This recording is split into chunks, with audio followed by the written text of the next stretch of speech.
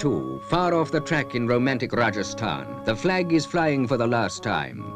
Here, within the walls of the ancient Star Fort, the old Hara kings first made themselves impregnable, and many are the legends that surrounded them, since times when forth from the sunlight the first of our kings came down and had the earth for his footstool and wore the stars for his crown. Here in medieval Bundi, you will find the most magnificent of the palaces of India. Such a palace as men build in uneasy dreams, the work of goblins rather than of men.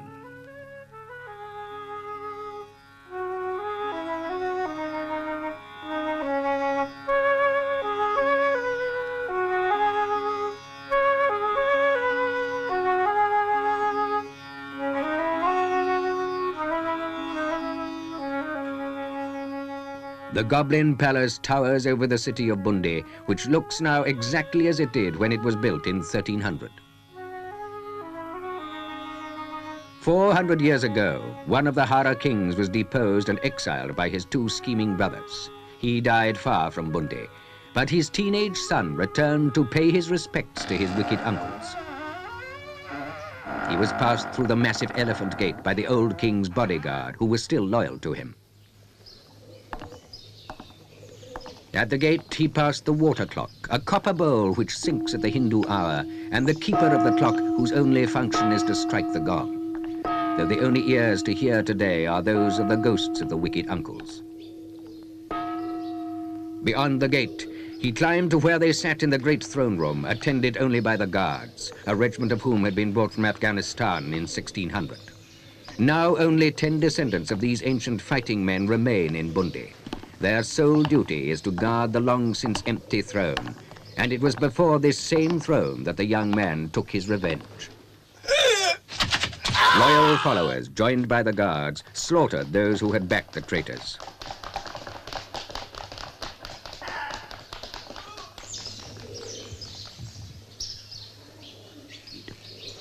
They carried their victims to the edge of the towering ramparts and threw them down to the cobblestones below.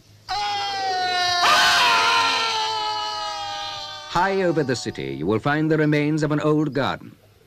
Who knows how many secret places such as this are to be found in the palace?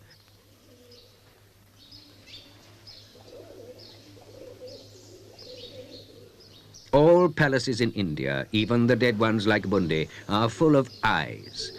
In some, the idea of being watched is stronger than in others. In Bundi, it is overpowering.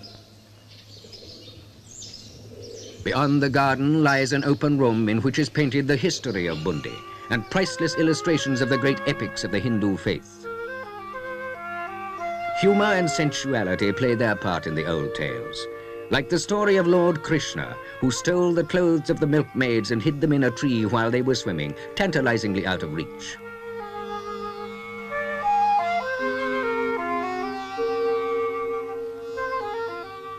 There are paintings of the Rajput princesses, renowned for their honor, and of the old kings of Bundi, the Haras, and their courtship of these beautiful maidens. Nowhere else in the world was there such a romantic sense of chivalry.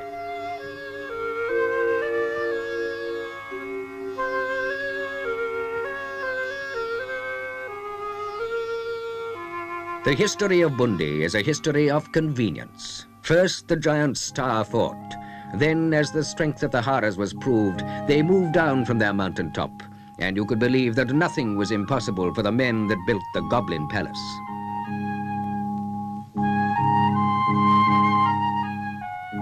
Later again, they moved to the foot of the gorge, to the Pearl Palace in the city. Finally, 70 years ago, the Maharajas of Bundi left their walled city and built the Lake Palace nearby, a dream of luxury and ease.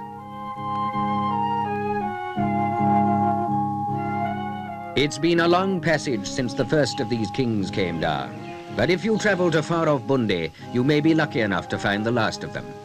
He is something of a hermit, as elusive as the tigers in the wildlife sanctuary whose preservation is the only thing he lives for. Modern India is finding her own solutions to the age-old problems of those who have and those who have not. And the sun has finally set for the Maharajas and for their way of life. But if you travel to India, You can at least see what used to be in this land, whose children descended from the sun, and learn for yourself the sweet, sad stories of the death of kings.